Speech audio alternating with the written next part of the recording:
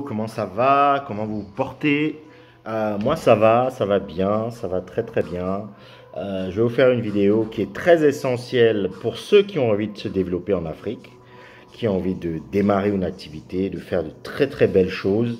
Mais avant, abonnez-vous à la chaîne, c'est très très important pour développer la communauté et partager et élargir le débat. Voilà. Donc, je vais vous citer 7 raisons qui vous permettront de faire de l'argent en Afrique.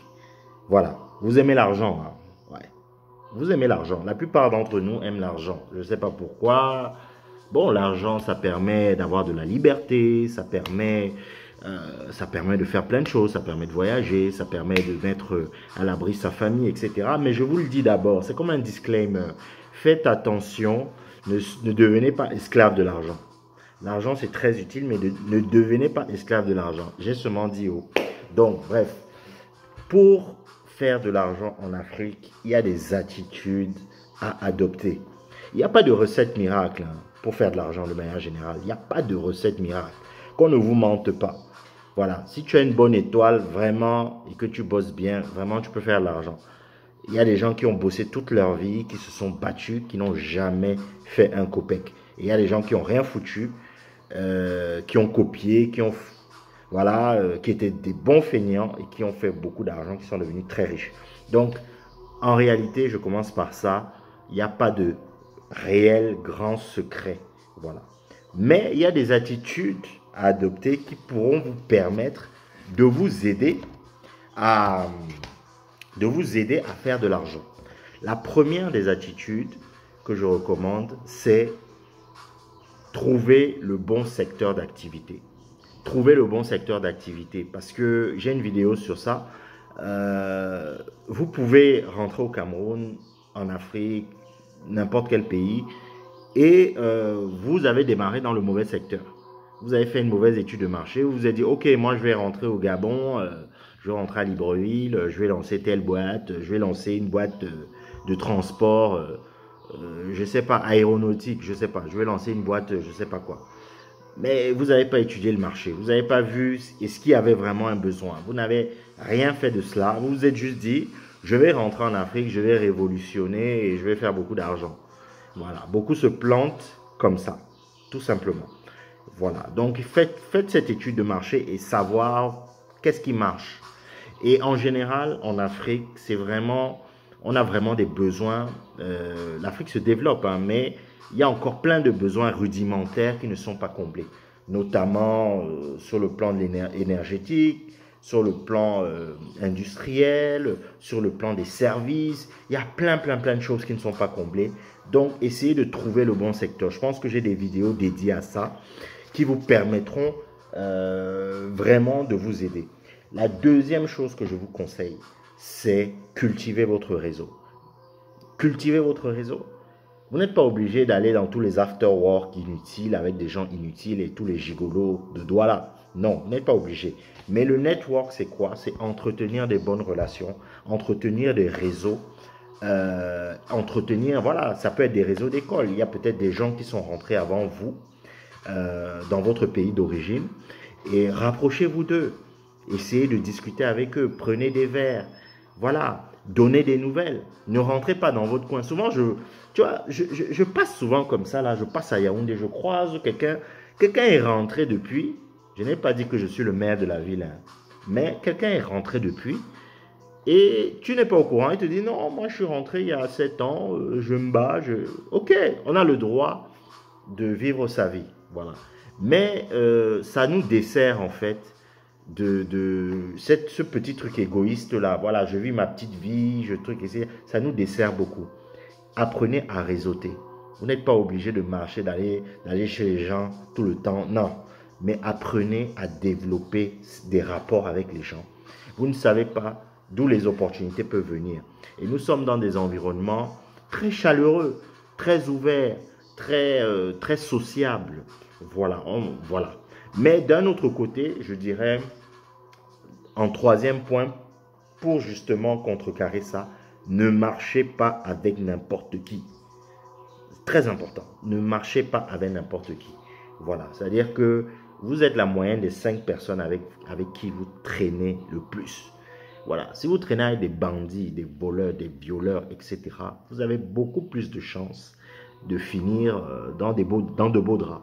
Voilà, si vous traînez avec des gens ambitieux, avec quelqu'un qui est en train de construire sa maison, quelqu'un qui est en train de développer son unité de production, son business, etc., des gens qui ont de belles idées, des gens qui cherchent toujours l'excellence, etc., vous avez beaucoup plus de chances d'avancer. Pourquoi? Parce que ça vous donne des idées, parce que ça vous galvanise, parce que vous ne voulez pas rester derrière. Dans un groupe de 5 personnes, est-ce que vous avez envie de rester derrière? Non, ce n'est pas, c'est pas de la compétition, c'est pas de la jalousie, c'est juste, c'est de la motivation.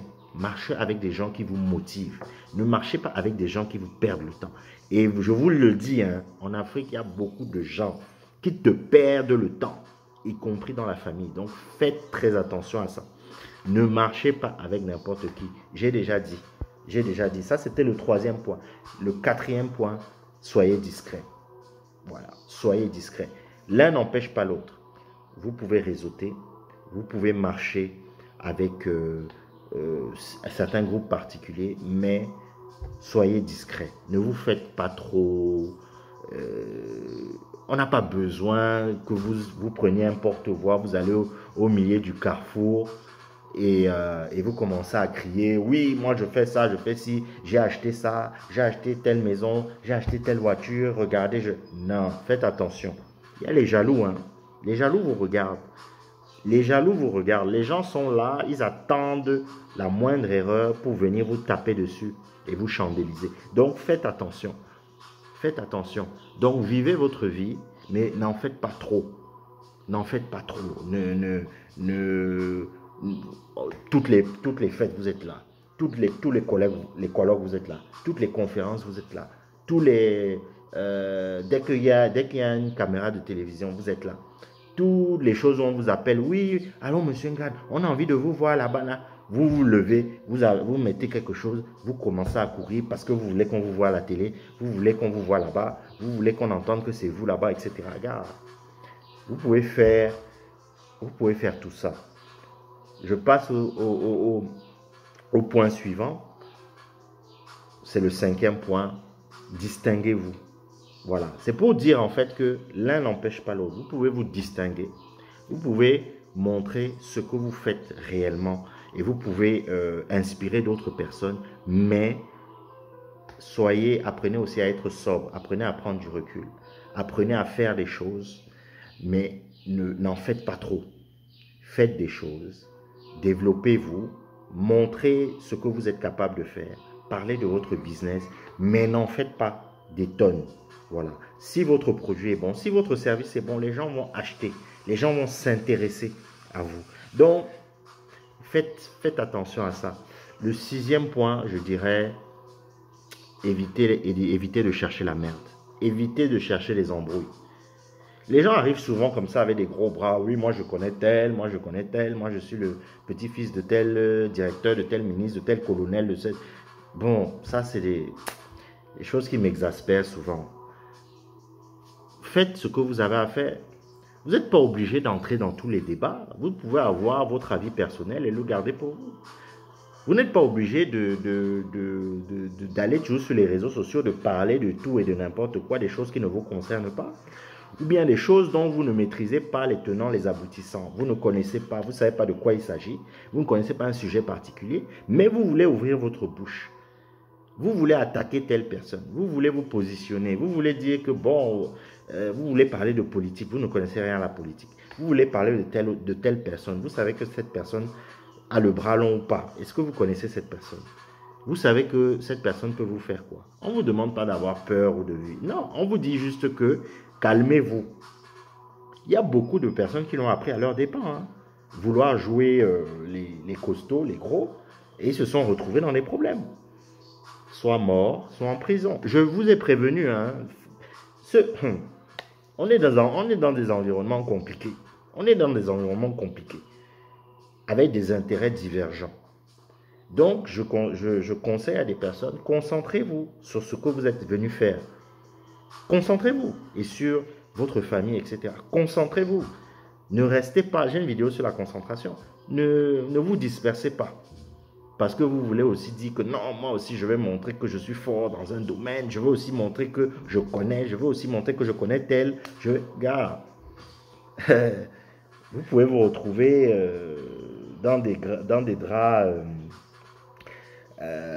draps, assez compliqués. Voilà, donc c'est essentiellement ça. Donc je crois que j'ai cité tous les points. Donc il faut trouver le bon secteur d'activité dans lequel vous allez travailler. Il faut pouvoir cultiver votre réseau. Il faut pouvoir rester discret. Il faut pouvoir éviter de chercher la merde. Il faut pouvoir marcher avec les bonnes personnes. Ensuite, se distinguer. Et surtout, le dernier point, fuyez absolument la médiocrité. Fuyez la médiocrité. Ça, c'est le 7e point. Comment est-ce que vous allez vous distinguer en réalité? C'est justement en essayant de bien faire les choses. En essayant d'éviter de faire les choses de manière bâclée, de manière médiocre. Si vous avez une entreprise, améliorez votre service. Améliorez la façon dont vous traitez vos employés. Améliorer un certain nombre de choses. C'est aussi ça qui pourra permettre de contribuer justement au développement. Donc, faites attention à ça. Et je pense que, à force de travail, si vous suivez ces 7 points, je pense que vous ferez beaucoup d'argent.